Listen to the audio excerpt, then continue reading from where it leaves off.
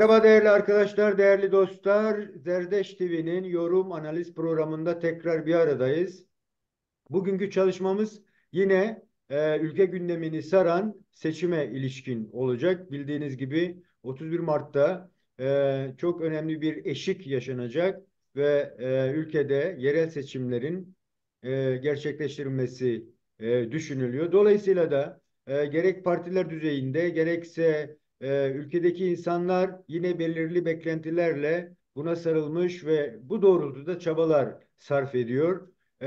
Bu partilerden biri de bildiğiniz gibi bu sene çok radikal bir karar alarak kendi adaylarıyla seçime gidileceğini ancak farklı ittifaklar düzleminde hareket ederek de öbür ittifaklara kapıları kapatmama isteğinden hareketle DEM Partisi seçimlerde kendi adaylarıyla girme kararı vermişti.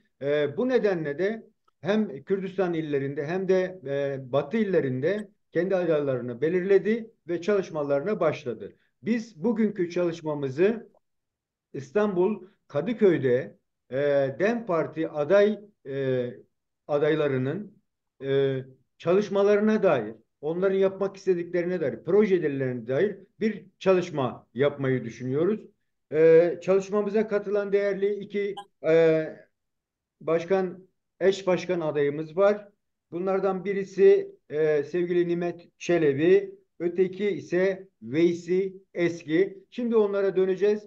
Bunlar kim dediğimiz zamanda Nimet Çelebi Bingöl Kıyılı, İstanbul doğumlu, İstanbul Üniversitesi felsefe bölümünü okumuş ve bu süre zarfında birçok sivil toplum kuruluşunda da çalışmaları olmuş. Örneğin HDP kuruluş sürecinde HDP ilçe eş başkanlığı ve Kayder bir sosyal dernek e, onun eş başkanlığı. Veysi Hoca e, kendisi Urfalı ve Marmara Üniversitesi Hukuk Fakültesi'nde 2002'de mezun oluyor. Ondan bu yana o da birçok STK'da ve değişik alanlarda çalışmaları yürütmüş bir arkadaşımız. Şimdi kendilerine döneceğiz ve bu çalışmada beklentilerine, neler yapacaklarına dair sorularımızı yönlendirelim. Değerli arkadaşlar merhaba, hoş geldiniz. Nasılsınız? Hoş Hoş bulduk. bulduk. Teşekkür ederiz. Siz nasılsınız? Teşekkürler. Şimdi biz yine bir pozitif ayrımcılıkta önce Nimet Hoca'ya soralım. Nimet Hoca ben başlangıçta size dair bir şeyler söyledim ancak eksiğimizi tamamlama niteliğiyle söylemenizi istediğiniz başka bir şeyler var mı kendinize dair? Önce sizden alalım ondan sonra Feyzi Hoca'ya geçeyim. Teşekkür ederim Kemal arkadaş. Biz davet ettiğiniz için de ayrıca teşekkür ederiz. Ben sizin de bahsettiğiniz gibi Kadıköy'de yaşadım. Neredeyse hayatımın çok büyük bir kısmını Kadıköy'de doğdum ve Kadıköy'de büyüdüm, yaşadım. Yeldeğirmeni'nde oturdum. Çalıştığım okullar, öğretmenlik yaptığım felsefe öğretmeniyim, öğretmenlik yaptığım okullar genelde Kadıköy'deydi. Tabii başka yerlerde de çalıştım bu arada, başka ilçelerde de. Şimdi benim için baktığımızda Kadıköy aslında biraz bizi ifade eden, yani DEM Parti düşüncesini ifade eden bir ilçe. Ve burada baktığımızda bir taraftan taleplerimiz olarak baktığımızda işte ekolojik bir hayat istiyoruz. Diğer taraftan baktığımızda çok dilli, ana dilinde bir eğitimin olacağı bir sistem istiyoruz.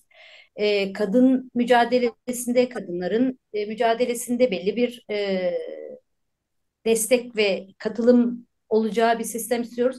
Şimdi bunlara baktığımızda bizim geçmişte DEM Parti olarak savunduğumuz ya da benim kişi olarak hayatımın çeşitli dönemlerindeki sivil toplum kuruluşlarında savunduğum ve mücadelesini yürüttüğüm değerler şu an bizim Kadıköy Belediyesi'nde gerçekleştirmek istediğimiz değerlerdir.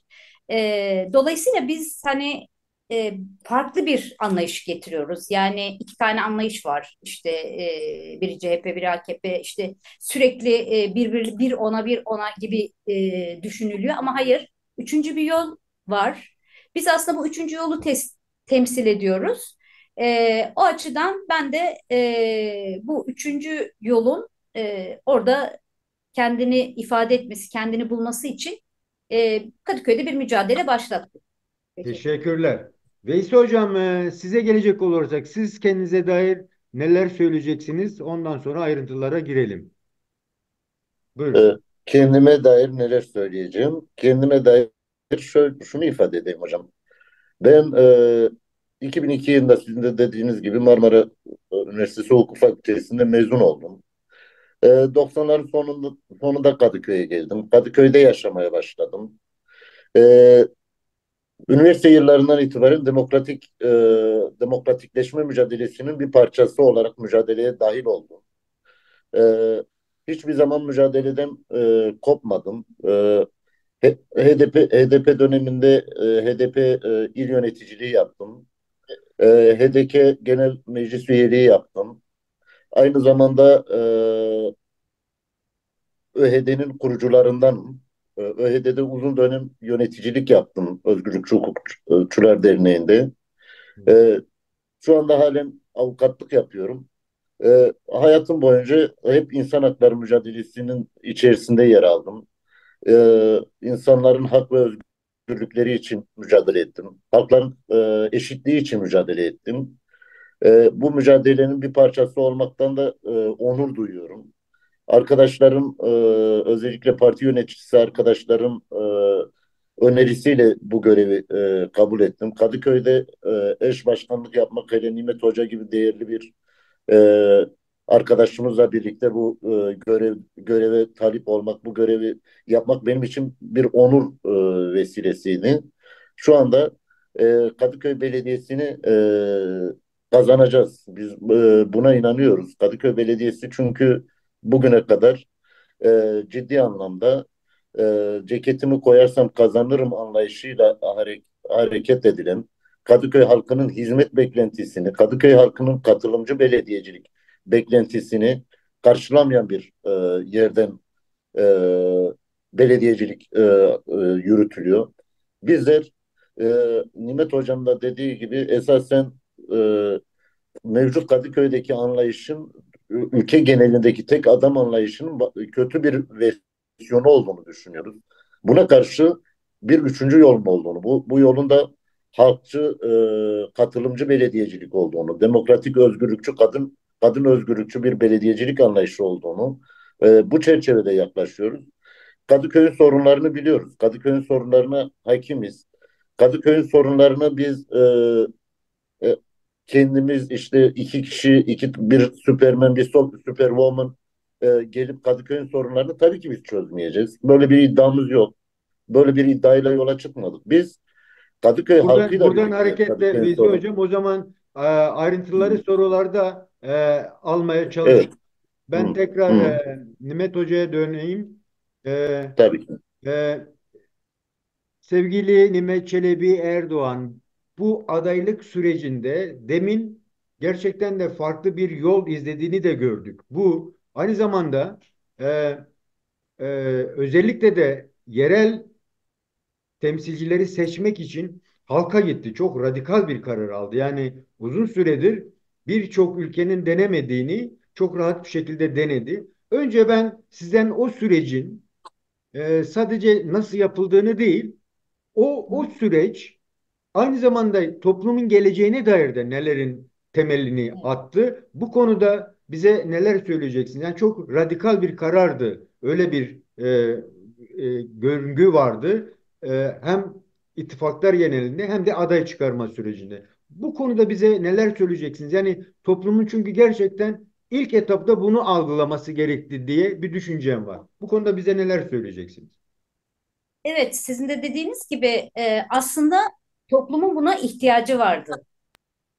Yani şimdi genel seçimler sonrası halk toplantılarının çok yoğun bir şekilde yapılarak halktan görüşlerin bizlerden, yani bizlerden de bütün ilçelerden üye veya oranın halkından görüşler alınarak bir şekilde evet biz bundan sonraki süreçte kendi adaylarımızla girmeliyiz diye bir eğilim, çok güçlü bir eğilim çıktı partide. Yani halktan gelen öneriler doğrultusunda. Evet. Böyle güçlü bir eğilim çıktı. Ve bu eğilimin sonucunda da baktığımızda özellikle Kürt illerinde güçlü olduğumuz yani mutlaka belediyeleri alacağımızı bildiğimiz illerde bir ön seçim kararı alındı. Yani belediye eş başkanları ve belediye meclis üyelerinin yine halkın seçeceği kişiler olması şeklinde bir şey geçirdi ve bu gerçekten çok iyi uygulandı. Ya benim gördüğüm kadarıyla, bildiğim kadarıyla çok iyi uygulandı. Bütün genel merkez, MYK, parti meclisi her biri bir ilde görevliydiler ve bu süreci sandıklar kuruldu. Yani bugüne kadar hiçbir yerde olmayan, yani Türkiye'de zaten olmayan ama başka ülkelerde de bu şekilde yansımayan bir biçimde yerel demokrasi hayata geçirildi ve ön seçimle belirlendi eş başkanlar, eş başkan adayları ve meclis üyeleri. Bu tabii şöyle, bu çok güçlendirdi. Bu çok güçlendirdi. Yani onu yapmak belki kendi içinde orada bir demokrasi uygulamaktı ama bir bütün olarak baktığımızda hem parti için hem içinde yaşadığımız toplum için çok iyi bir gelenek bırakmış olduk. Çok güçlü bir gelenek bırakmış olduk. Bu şekilde devam ettiğinde gerçekten de insanlar kendi tercih ettikleri adayları bir yere getirebilme umuduna erişebildiler en azından. Bu anlamda bu güçlü diye düşünüyorum. Yine aynı şekilde e, bu şekilde bir ön seçim yapılması ileride gelebilecek bir kayyuma da aslında büyük bir set. Çünkü elbette ki devlet tekrar kayyum atamak isteyecektir veya istiyordur ama ön seçimle partisiyle giderek bütünleşen, giderek ona güvenen, giderek onun varlığıyla kendi varlığını özdeşleştiren insanlarımız, halkımız, yurttaşlarımız gerçekten kendi iradelerine bir gasp olduğunda bunun karşısında çok güçlü duracaklarına inanıyorum ben. Yani bunun çok önemli olduğunu düşünüyorum. Yani pek de cesaret edemeyecekler diye düşünüyorum kayyum atamaya bu anlamda. Bu da bizim için çok ileri bir adım. Gerçekten kendimizi var ettiğimiz bir adım olacak. Çünkü şöyle bir şey var. Mesela geçen iki seçimde de işte belediye başkanları seçildikten sonra işte kayyumlar atandı. Yani kendini ifade etmek, kendi görüşlerini, düşüncelerini, projelerini hayata geçirmek gibi fırsatı olamadı. Bu da çok büyük bir engel. Yani partiyi insanlara tanıtmak ya da görüşlerimizi insanlara tanıtmak çok büyük bir engel. Dolayısıyla da ben şeyi önemli görüyorum. Hem halk toplantılarını çok önemli görüyorum. Hem de ön seçimi çok çok önemli görüyorum. Belki bu Batı'da olmadı. Batı illerinde olmadı. Çünkü Batı illerinde de eğilim yani parti içinde veya parti dostları işte üyeler içinde bir eğilim üzerine eş başkan adayları ve meclis üyeleri seçildiler. Tabii ki isteriz ki umarım ki ileride biz de bulunduğumuz illerde ön seçimle adaylarımızı belirleriz ve daha fazla sarılırız onlara, daha çok onlar için emek harcarız ve sonuçta da kendi düşüncelerimizi daha çok insana götürmüş oluruz. Peki hocam, çok teşekkür ederim. Veys Hoca, bu konuda siz neler söyleyeceksiniz? Bu toplumda nasıl bir karşılık buldu? Adaylığa karar verme sürecinde de bunun etkileri muhakkak olmuştur. Bu konuda bize neler söyleyeceksiniz?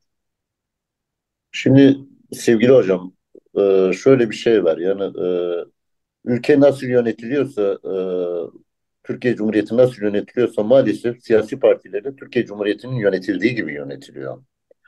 Yani işte bir tek adam rejimi aynı şekilde işte nasıl ki ülkede var, AK Parti'de de var, CHP'de de var, diğer partilerde de var. Şimdi bizim e, diğerlerinden bir farkımız var. Bizim e,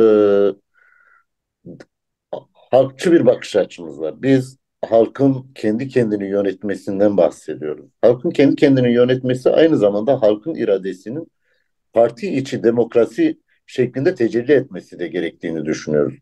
Ama bu parti içi demokrasi meselesinde de şöyle bir durum var. Sadece parti üyeleriyle sınırlı olması da aslında çok da aranan o demokratik şeyi yaratmıyor. Biz ne yaptık? Özellikle DEM Parti'nin yapmış olduğu aslında e, bugüne kadar hiç denenmemiş bir yöntemdi. O da şuydu. Sadece parti üyeleri değil, parti dostları, partiye şehirde bulunan STK'lar, STK temsilcileri, yöneticileri, tüm bunlar dahil edilerek bir ön seçim süreci yaşadık. Özellikle Kürdistan illerinde ve bu ön seçimin bize öğrettiği çok şey oldu. Aslında bir deneyim. Yani bu deneyim belki ileride akademide dahi işlenecek bir deneyimdir. Çünkü bunun başka bir örneği yok.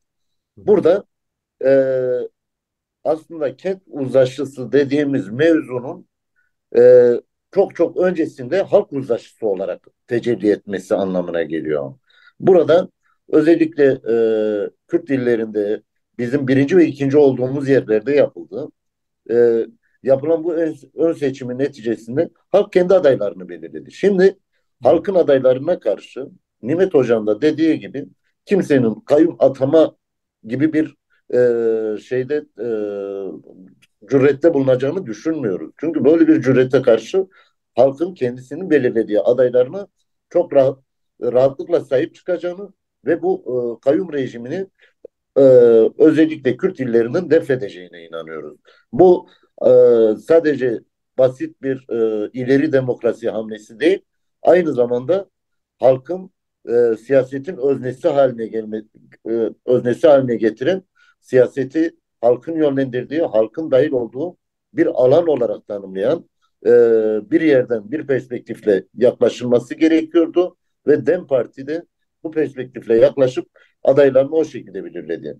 E, Batı illerine gelince buralarda da ciddi bir eğilim yoklaması yapıldı. Bu eğilim yoklamasının neticesinde adaylarımız belirlendi ve şu anda alanda da e, İstanbul için söyleyeyim, metropol bir şehir. Alanda da cidden e, özellikle tabanımızda ciddi bir heyecan doğdu. Kendi adaylarımıza girmemiz, kendi sözümüzü kurmamız, kendi e, üçüncü yol olarak tarif ettiğimiz yolda yolu insanlara aşmamızı insanlar da ciddi bir heyecan yarattı. Halkımız bu noktada ciddi anlamda halkta bir karşılık buldu diye ifade edebilirim. Peki hocam, çok teşekkür ederim. Şimdi e, adaylık aday olduğunuz bölgeye dair bazı durumlara bakalım. Kadıköy'e baktığımızda en azından son 20 yıl, daha öncesi dönemde de zaten var.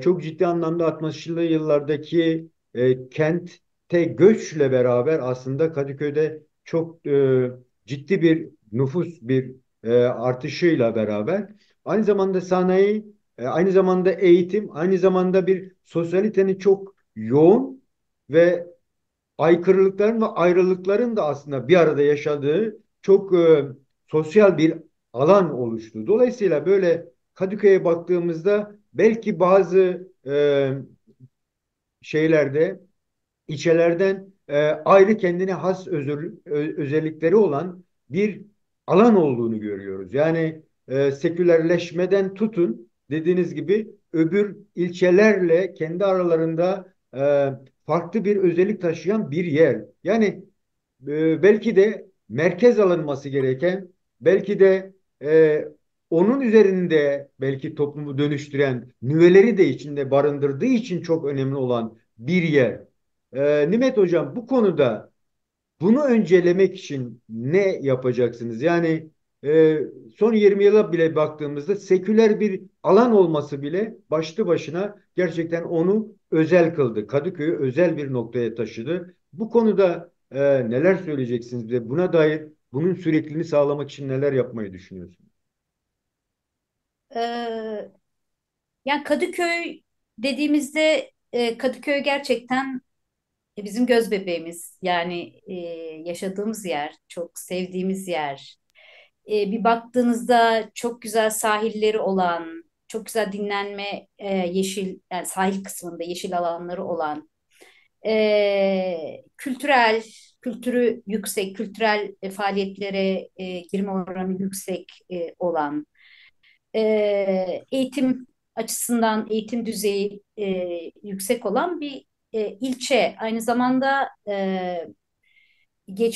geçmişte özellikle baktığımızda Kadıköy'de Kadıköy'ün asıl sahipleri, yani baktığımızda Rumlar, Ermeniler, e,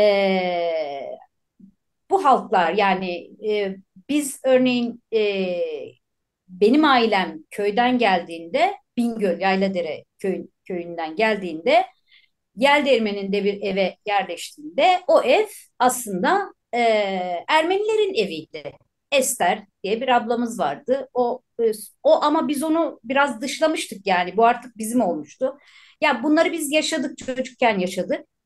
Ama bu gerçekten kötü bir şey. Yani Türkiye'de yaşanan halklara yapılan zulüm, halkların gitmesi için, burayı terk etmesi için üzerlerine yapılan baskı. Tabii bunun sonucunda o mahalleler daha diğer göç edip gelenler veyahut da işte Türkiye'de yaşayanlara kaldı ve o şekilde yürüdü. Yani bizim belki de amacımız oradaki asıl o kentin, Kadıköy'ün kendi mirası olan, yani halklarını kendi özgürlükleri ve kendi yaşam biçimleriyle bu sürecin içine katmak. Yani bu belediyenin içinde kendini yönetmesi, kendini var etmesine sağlamak. Yani bunları ötekileştirmemek. Yani bu insanların, bakıyorsunuz, sinagogları var. Mesela Yeldirmeli ve çeşitli yerlerde sinagogları var. İşte kiliseleri var, Ermeni kiliseleri var, Rum kiliseleri var. Bunlar da Kadıköy'de çok oldukça fazla. Yani bu insanların da kendi inançlarını hani özgürce dile getirebilecekleri ve olanakları biz belediye olarak onlara sağlamak zorundayız. Aynı şekilde Alevi halkımıza baktığımızda, yani Aleviler bu ülkede ikinci sınıf vatandaş muamelesi gördüler ve bizim ilçemizde de hani Alevi, oldukça geniş bir Alevi kesim var. Yine Alevi kesimin inançlarını özgürce yaşayabileceği cemevleri, bu cemevlerine destekler, onların su paralarının, elektrik paralarının verilmesi, yani bu normal, yani bu olması gereken bir şey zaten. Ha, camilere nasıl bu veriliyorsa aynı şekilde sinagoglara, cemevlerine, kiliselere de bunların verilmesi gerekiyor. Biz bunu yapacağız. Yani biz halkları, nasıl siz demin söylediğiniz, ayrıştırdılarsa biz halkları bir araya getirmek, bu Kürt halkı olur, bu Alevi halkı olur, bu Rum, Ermeni halkı olur. Biz bunların bir arada ama kendi inançlarıyla, kendi farklılıklarıyla özgürce yaşamasını sağlamak istiyoruz. Bir şey daha söyleyeyim. Bir de Kürt halkı açısından da gerçekten çok vahim bir durum söz konusu. Gerçekten Kadıköy baktığınızda sanki şey gibi görünüyor. Seküler dediniz ya, sanki sadece bir CHP'nin kitlesi varmış gibi yansıtılıyor, görülüyor. Hayır, öyle bir şey yok. Kadıköy'de gerçekten Kürt nüfusu da çokça yaşıyor. Ki örneğin Yeldirmen'de Bingöl Yayladeriler nüfusun büyük çoğunluğunu oluşturuyorlar. Bunun gibi, yani Kürt nüfusun da çok yoğun yaşadığı bir yer. Dolayısıyla da hani Kürt halkının da kendi taleplerinin de belediyede hayata geçmesi gerekiyor. Yani çok dilli bir belediye yapısı olması gerekiyor. Yani eğer e, gelinecekse belediye, örneğin bir Kürtçe de bir hizmet sunulması gerekiyor. Çünkü çok büyük bir nüfus söz konusu.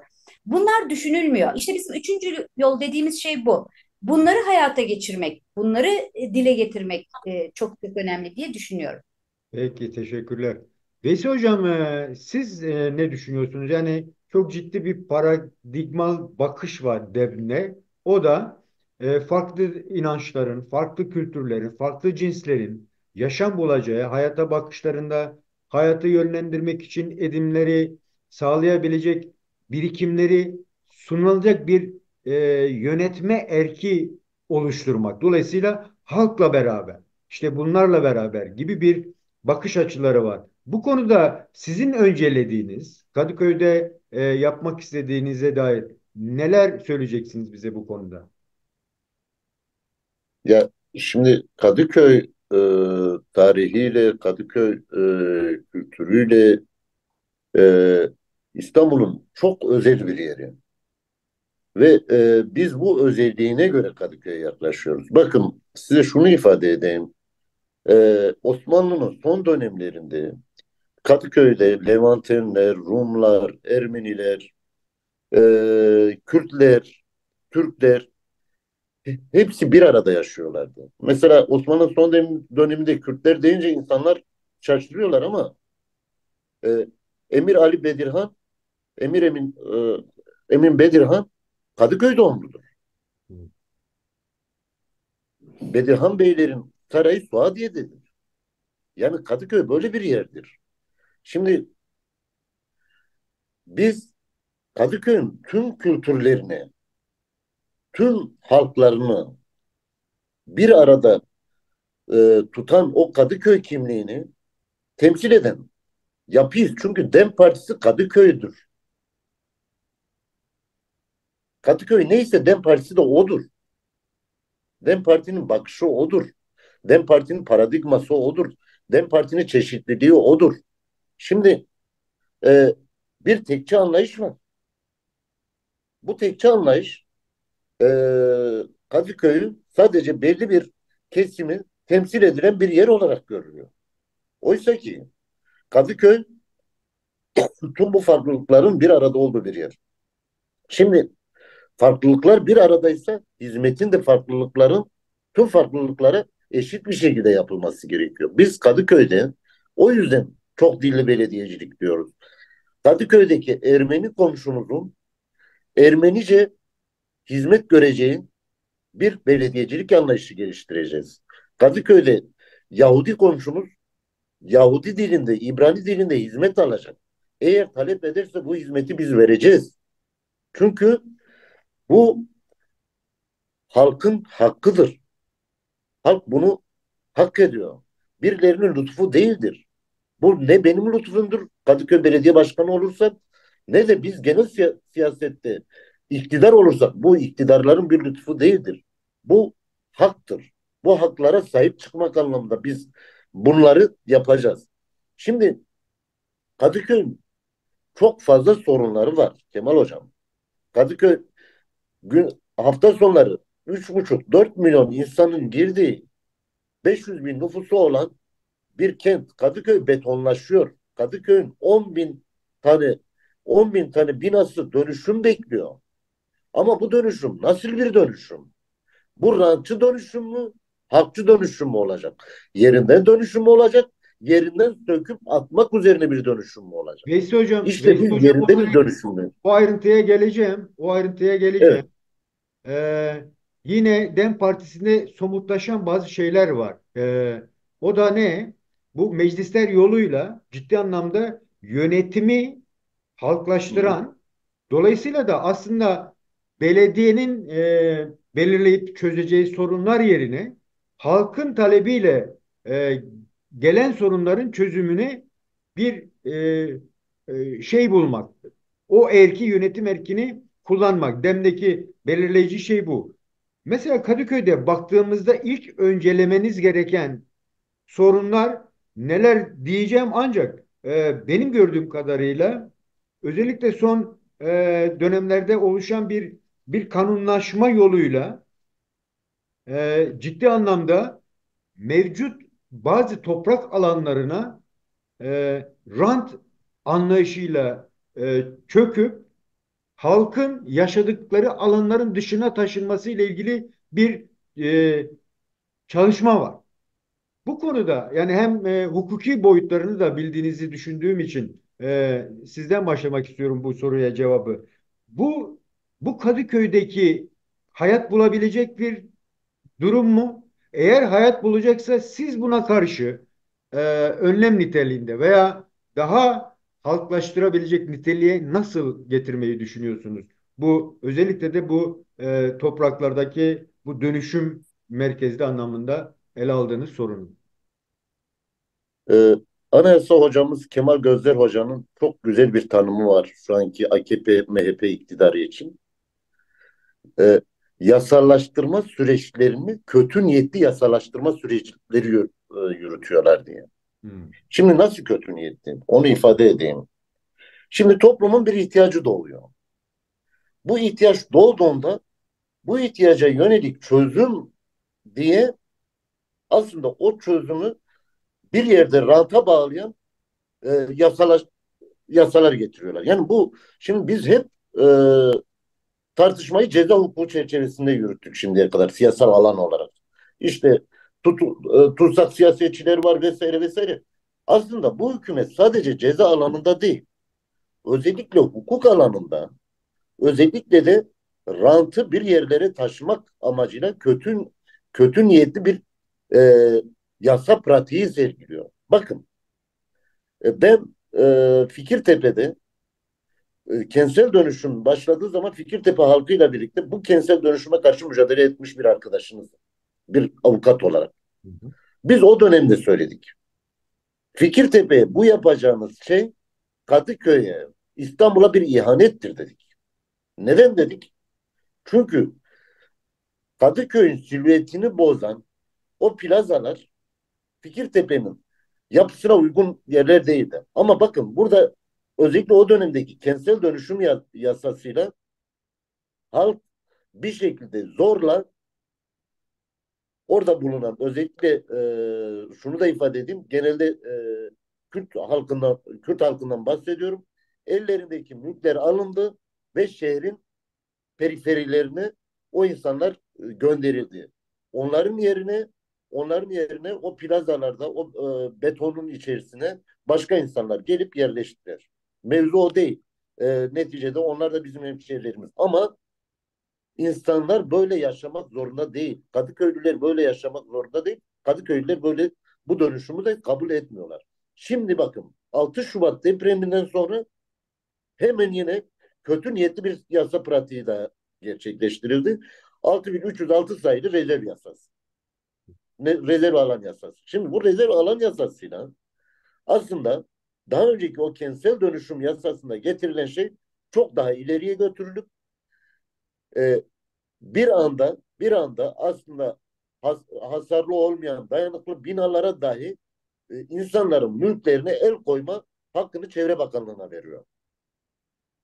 Şimdi burada belediyeler peki ne yapabilir? Şimdi Çevre Bakanlığı'na böyle bir yetki verilmiş.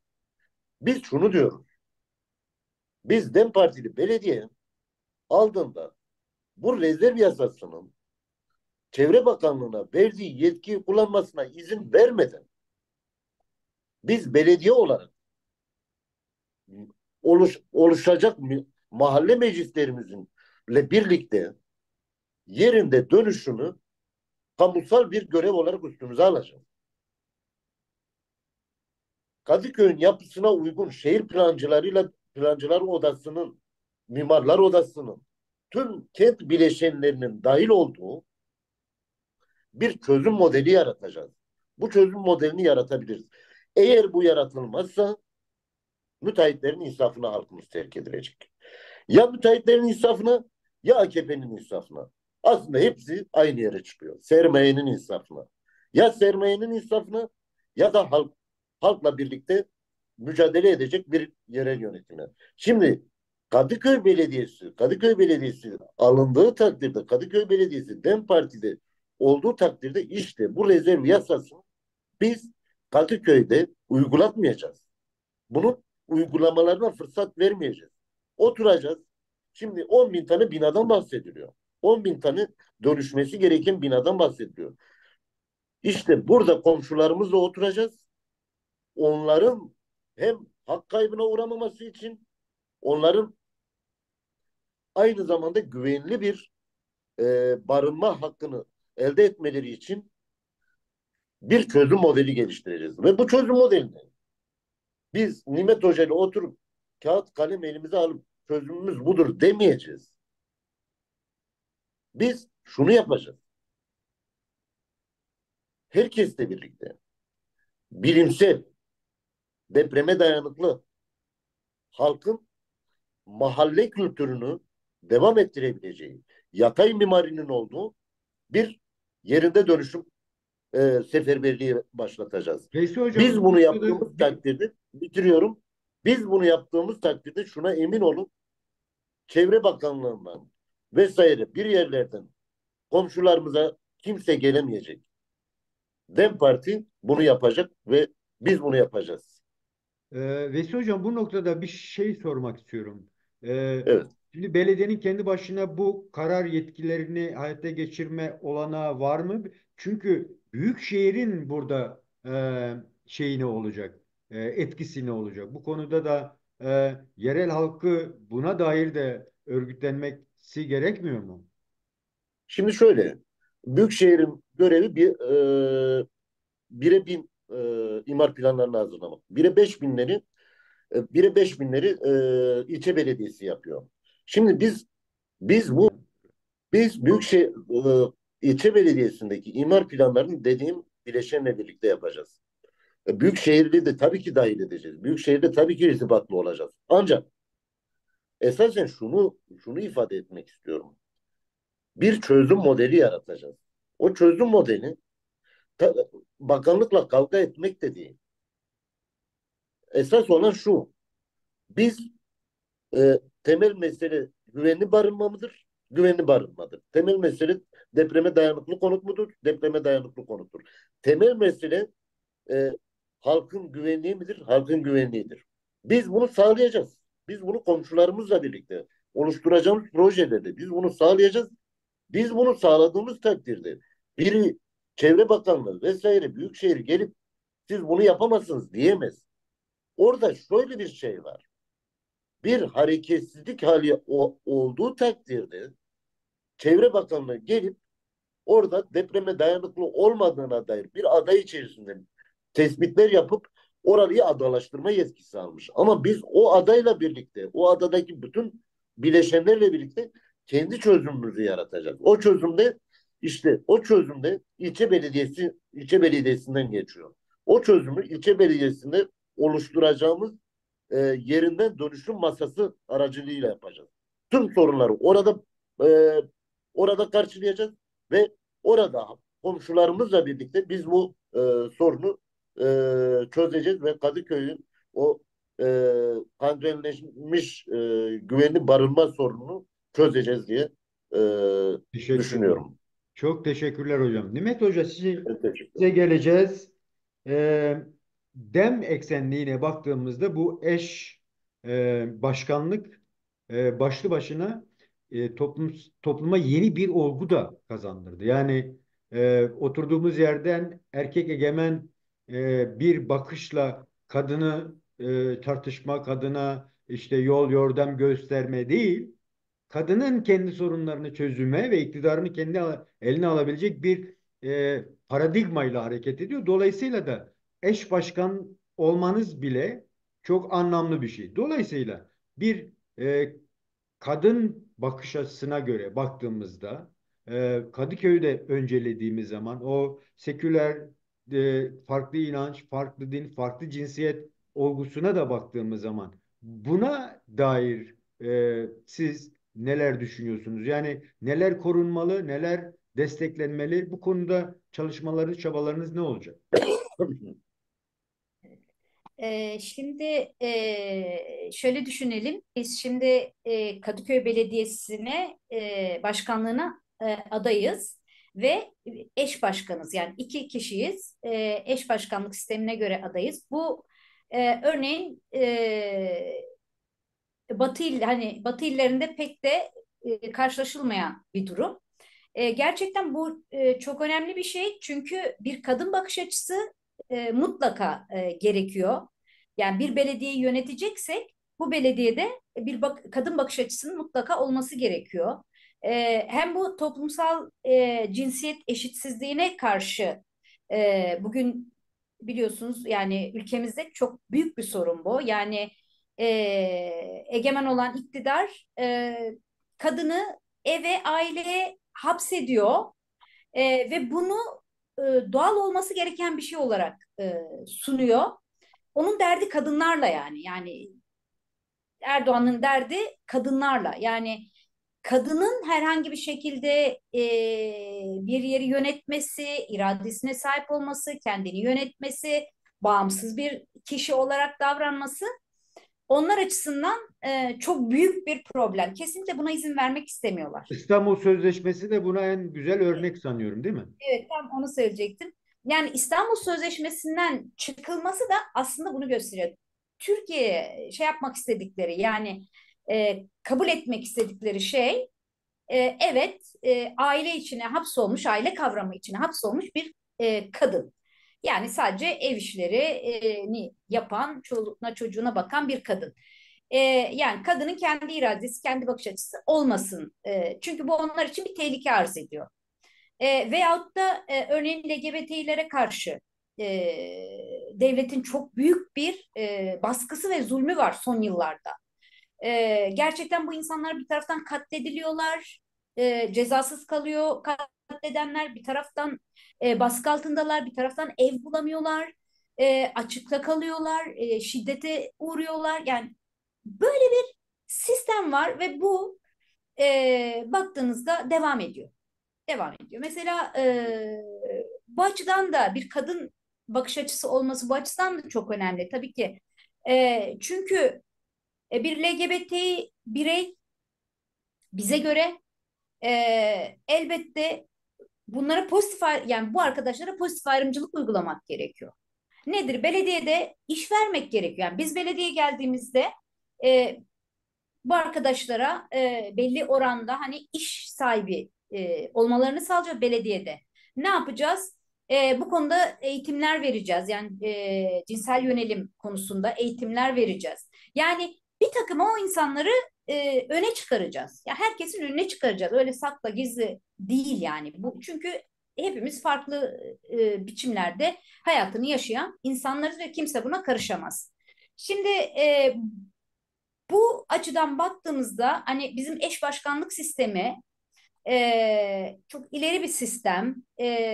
Başka ülkede yok, başka yerde yok. Bu da bize bir güç veriyor yani çok büyük oranda bir güç veriyor. Ha kadınlara veriyor ama tabii ki erkeklere de veriyor. Çünkü erkek de o boyunduruklarından kurtuluyor. Yani erkek yani kadını ezerek aslında kendini boyunduruk altına alıyor. Şimdi kadın özgürleştikçe, kadın iradesine sahip oldukça erkek de giderek özgürleşiyor. Bir kere bunu görmek gerekiyor. Toplumun bunu görmesi gerekiyor. Ve eminim ki insanlar bilse bunu tercih edecekler. Yani bilse halkımız eş başkanlık sistemini ile yönetilmesini bunu tercih edecekler. İşte biz de bunu ulaştırmaya çalışıyoruz. Sizin gibi gazeteciler, televizyon aracılığıyla bu düşüncelerimizi dile getirmeye çalışıyoruz. Ne kadar ulaşırsak bizim bu bakış açımızı onlara iletebiliriz. Tabii ki bizim baktığımızda e, kadın kadın bakış açısıyla baktığımızda kadına yönelik şiddete karşı belediye olarak evet önlem almamız lazım. Yani kadın sığınaklarını arttırmamız lazım. Kadıköy'de çok az kadın sığınağı var. Belki şey görülüyor ama en iyisi Kadıköy. Ama Kadıköy'de çok az kadın sığınağı var. Yani bunların sayısını arttırmak gerekiyor. Yine kadının yönetime katılması. Yani biz mesela geldiğimizde kadın müdürlüğü. Ya kadın müdürlüğü. Yani belediyenin bir kadın müdürlüğü olacak. Çünkü onlar karar verecek. Nasıl bir kadınlarla nasıl bir birliktelik veya nasıl talepleri gerçekleştirme konusunda onlar karar verecek. Yani biz karar vereceğiz. Kadın olarak karar vereceğiz.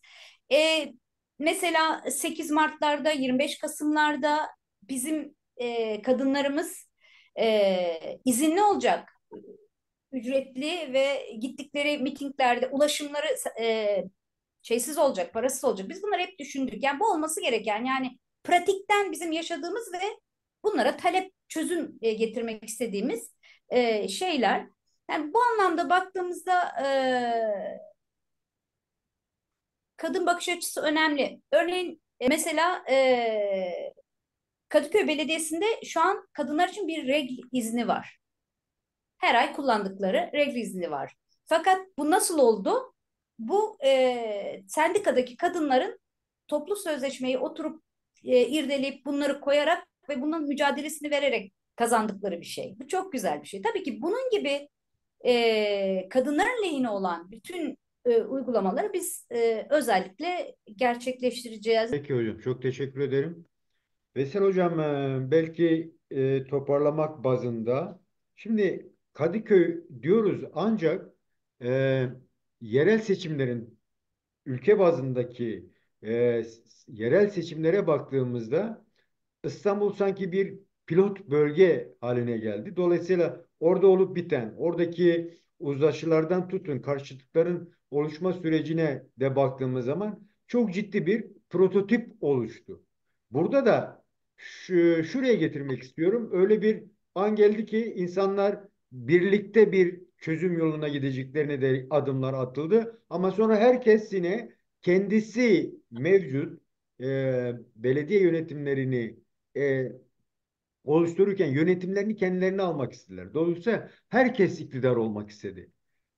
Demin de buradaki çabası e, o iktidarı halkla beraber oluşturmanın yol yöntemini araştırdı ve kent uzlaşısı adı altında da bir düşünceyle hareket etmek istedi. Burada sokakta karşılığını görüyor musunuz bunu? Yani dem bu düşüncesiyle, bu tartışmalarıyla bu süreç içerisinde karşılığı var mı halkta? Bunu gerçekten sezebiliyor musunuz? Bunu bize nasıl anlatırsınız? Yani bu aynı zamanda sizi nasıl motive ediyor bu seçim çalışmalarında? Ya şimdi bizim kent uzlaşısı dediğimiz mevzu iki siyasi partinin ya da üç siyasi partinin oturup hadi gelin uzlaşalım dediğimiz bir mevzu değil. Bizim kent uzlaşısı dediğimiz mevzu kentin tüm paydaşlarının dahil olduğu, gerçekten kentin sorunlarını çözecek, e, insanlarda uzlaşılması üzerinedir. Evet, kısmen İstanbul'da bu da sağlandı ve bu uzlaşı esasen temel derdimiz şu bu uzlaşıda. Biz e, kimseye ne kazanma ne de kaybettirmek gibi şeydeyiz yani bir pozisyondayız. Bizim temel derdimiz e, kendi paradigmamız açısından, özgürlükçü paradigma açısından, halkçı paradigma açısından yerel yönetimler ortaya çıkarmak. Biz İstanbul'da da kazanmak iddiasıyla giriyoruz. Bak Kadıköy'de de kazanmak iddiasıyla giriyoruz. Ve bu iddiamız ciddi bir iddiadır. Bu iddiamızın karşılığını sahada çok ciddi görüyoruz. Özellikle metropol halkımız inanılmaz derecede bizim bu politikamızı destekliyor ve cidden bunun karşılığını da sahada alıyoruz ve seçimde de alacağımızı düşünüyorum. Şimdi bizim açımızdan yani büyükşehir açısından soruyorsanız onu söyleyeyim. Biz gerçekten e, farklı bir yerden, farklı bir pencereden insanlara bir şeyler söylüyoruz. Bir şey söylüyoruz. İnsanların önce kulağını açıp bunu dinlemesi gerekiyor. Bakın bütün ana akım medyada dem dem dem dem dem diye konuşuluyor. Tayyip Erdoğan yatıyor dem, Özgür Özel kalkıyor dem diyor değil mi? Şimdi oysa ki dem de bir şey söylüyor. Hele bir kulağınızı açın dem ne diyor? İşte bunu söylemek istiyorum. Yani ana Evet, akım medyada demsiz evet, bir tartışma var. Yani demlenmesi evet, gerekiyor. Dolayısıyla evet, o demlenme düşüncesi var ya, halkta karşılık gerçekten buldu mu? Hani kendi kendimize konuşmuyoruz diye düşünüyorum. Sokak, çünkü dem sokağa daha açık bir alanda. Dolayısıyla o evet. nedenle söylüyorum, yani o karşılık görebiliyor musunuz diye. Çok güzel karşılık görüyorum. İnanılmaz güzel geri bildirimler alıyoruz halkımızdan. Ve şunu görüyoruz. Bakın bugün bir CHP'li e, belediye başkanı çıktı. Ne dedi? Ki bu kişi grup başkan vekili CHP'nin. İşte DEM parti dışında kapımız herkese açık. Belediye alırsak. Şimdi biz bu ırkçı bakış açısını reddediyoruz. Bu ırkçı bakış açısıyla e, muhalefetin varabileceği bir yer olmadığını düşünüyoruz. Biz ne diyoruz? Biz şunu diyoruz. Bakın ben bunu Tweet olarak dağıttım. Anında o haber düştükten sonra anında CHP'liler de dahil tüm halkımıza bizim kapımız açıktır. Hatta sadece kapımızın açık olması meselesi değil, halkımızla birlikte biz Kadıköy Belediyesi'ni yöneteceğiz. Biz halkımızla birlikte İstanbul Belediyesi'ni yöneteceğiz. Tabii ki bu anlayışın beyaz ırkçılıkla yeşil ırkçılık arasında bizim açımızda hiçbir farkı yok. Bunu reddediyor. Bunu da reddetmeye devam edeceğiz. Kürt halkı bunu reddediyor. Biz şunu diyoruz. Biz halkların her türlü kendini ifade edeceği yerel yönetimler yaratacağız. Batı yakasında da yaratacağız. Onlar istemeseler de biz Batı yakasında da halkçı belediyeciliğin en güzel örneklerini sergileyeceğiz. Şimdi en çok korktukları şey bu. Bundan çok korkuyorlar. Bunu kriminalize ediyorlar. Ama bu kriminalize etme haline rağmen halkımız artık bunları yemiyor.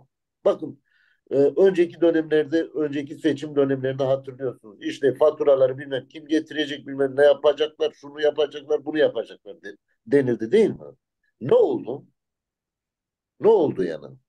Bakın Süleyman Soylu çıktı, İstanbul Büyükşehir Belediyesi'nde bilmem ne kadar terörist var dedi. Ne oldu? Sonucu ne oldu? Gittiler 15 tane Kürt imamı gözaltına aldılar. Benim başörtülü bacım diye bağıranlar 15 tane Kürt imamı aldılar, günlerce gözaltında tuttular.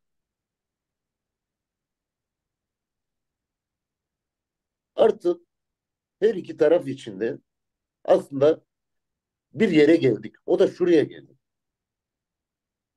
Bu ülkenin sorunları DEM Parti olmadan çözülmüyor. DEM Parti bu anlamda şunu söylüyor. Biz bir müzakere partisiyiz.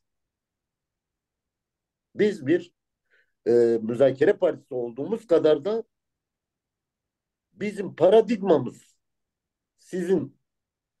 sizden daha güçlü. Bizim paradigmamız halkın dahil olduğu, halkın kendini yönettiği, halkın kendi farklılıklarıyla var olduğu bir paradigma.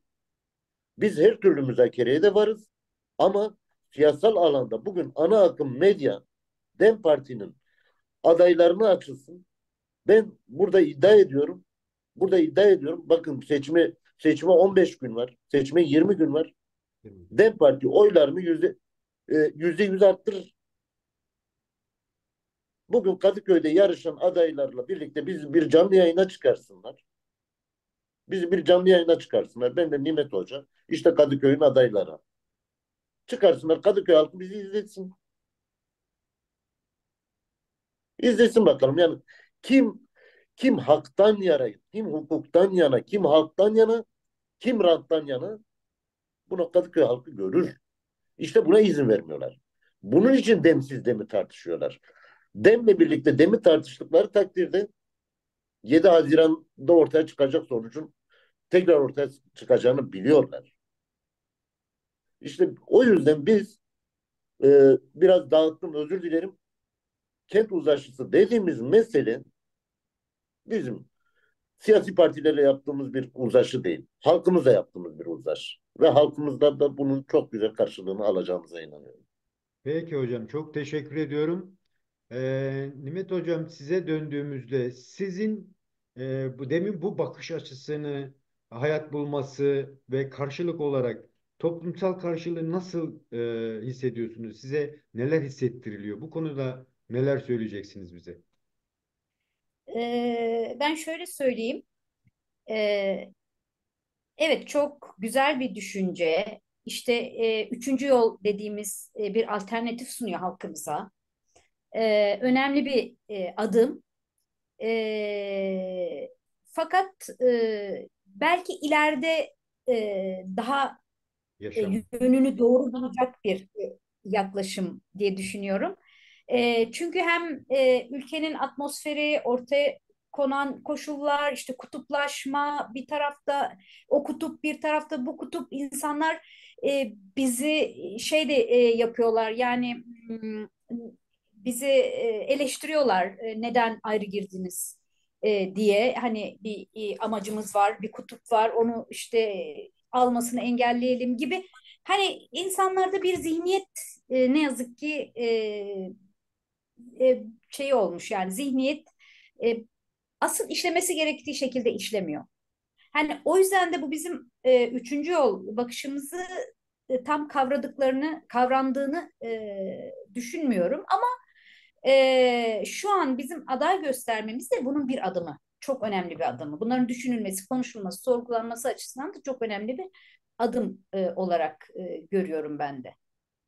Peki. Siz yani yönetme adaylığınızı e, önceleyecek kadro yapılanması konusunda neler söyleyeceksin?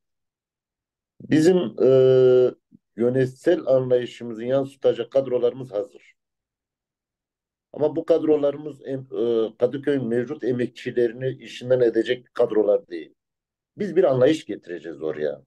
Yani biz gelirken Belediyesi'ni yöneten e, Kadıköy Belediyesi'ndeki emekçileri işinden atan bir pozisyon değil. Ama bir anlayış getireceğiz. O anlayışı getirecek kadrolarımız da hazır. Şehir plancılarımızla biz STK'larla çalışacağız zaten. Biz demokratik kitle örgütleriyle çalışacağız. Onlardan fikir alarak çalışacağız.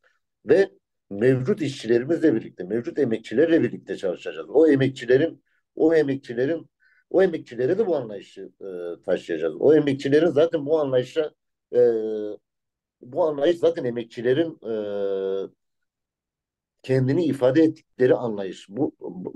Bizim e, kadrolarımız Kadıköy Belediyesi'ni en iyi şekilde yönetecek kadrolar olacak ve mevcut Kadıköy emekçisiyle birlikte biz yöneteceğiz Kadıköy Belediyesi'ni. E, Oraya getirip 100, 300, 500 DEM Partili doldurmayacağız. Biz bir anlayış oraya taşıyacağız.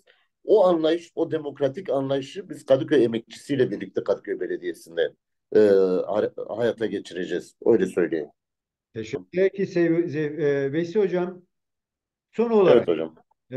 son olarak baktığımızda bölgenizdeki çalışmaları da göz önünde bulundurarak ve genel seçim atmosferine de baktığımızda 31 Mart sonrasında öncelediğiniz beklentileriniz ne? Bu konuda bize neler söyleyeceksiniz? Seçmenden beklentileriniz ne bu 15-20 günlük çalışma zarfında? Ya, ilk sorunuzu söyleyeyim. 31 Mart'tan sonra 1 Nisan'da Kadıköy güneşli güzel bir güne uyanacak. DEM Parti'yi de kazanmış olacağız. DEM Parti Kadıköy'e özgürlükçü bir perspektifle, halkçı bir perspektifle Kadıköy Belediyesi'ni kazanacak ve gerçekten halkçı belediyecilik nasıl olurmuş göstereceğiz. Biz Edip Solmazlar'ın, biz Terzi Fikrilerin, biz Gülten Kışanaklar ekolünün devamıyız. Bu ekol halkçı bir ekoldur. Bu ekol halkla birlikte mücadele etmiş bir ekoldur. Biz halkla birlikte yöneten bir ekoldur. Halkla birlikte yöneteceğiz. 1 Nisan'a açık ve net söyleyeyim. Kadıköy çok güzel bir güne uyanacak. Çalışmalarımıza gelince, evet, 1 Nisan'a giden yolda e, mahallelerde, pazarlarda, esnafımızla gerçekten çok güzel geri dönüşler alıyoruz. E, Halk bizi, Kadıköy halkı DEM Parti'yi kalbine bastı. Onu söyleyebilirim. DEM Parti'nin esasen siz bir yerde söylemiştiniz. Sadece Kadıköy bir kesimden ibaretmiş gibi anlatılıyor demiştiniz ya. Kadıköy bir kesimden ibaret değil. Kadıköy'de çok ciddi demokrat, sosyalist, yurtsever bir kitle var. Bu kitle bizim adaylığımızda, bizim çıkışımızda ciddi bir heyecan yaşadı.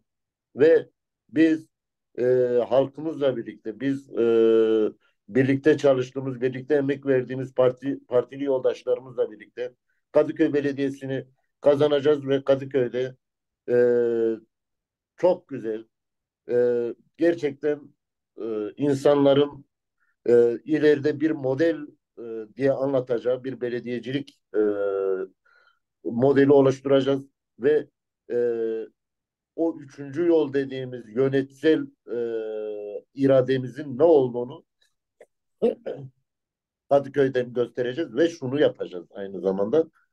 Kadıköy'den Kürdistan'daki kayyumlara Kadıköy'den de bir tokat atacağız. Teşekkür ediyorum. Peki, çok teşekkür. Nimet Hocam, şimdi size dönecek olursak e, seçime 20 güne yakın bir süre var. Dolayısıyla bütün bu çabalarınıza rağmen canla başla canhış çalışıyorsunuz.